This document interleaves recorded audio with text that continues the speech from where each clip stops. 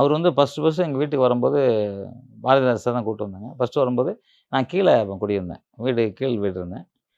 வந்த உடனே நான் உள்ள இருந்தேன். என் ஒய்ஃப் கால்ல விழுந்து ஆசீர்வாதம் வாங்குனாரு.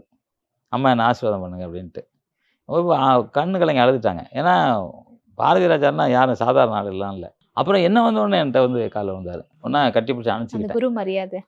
இல்ல நான் அப்ப தான் கத்துக்க வராரு. இருந்தாலும் அவர்ட்ட ஒரு மரியாதை. ஏன்னா, பாரதி ராஜா சார் அவ்வளோ பெரிய ஒரு நல்ல இயக்குனர் மட்டும் இல்லாம, ஒரு நல்ல தந்தை அவரு. அவரு பையன் நல்லா இருக்கணுங்கிறதுக்கு என்னெல்லாமோ ட்ரை பண்ணாரு. கத்துக்க அப்போ வந்து ரொம்ப அடக்கமா இருப்பாரு. ரொம்ப வந்து எங்க வீட்ல ரொம்ப நேரம் உட்காந்துட்டு போவாரு. ஒரு 5 மணிக்கு வராரு, ஒரு 7 மணிக்கு வேணா ஒரு 9 மணி வரைக்கும் எங்க வீட்ல உட்காந்துருப்பாரு. உட்காந்து அரட்டை அடிச்சு பேசிட்டு தான் போவாரு. அ நல்ல பையன். அதாவது என்ன சொல்றது? மனசுல வெள்ள வெளியேறுன்னு இருக்கும்லன்னு சொல்லுவாங்கல்ல.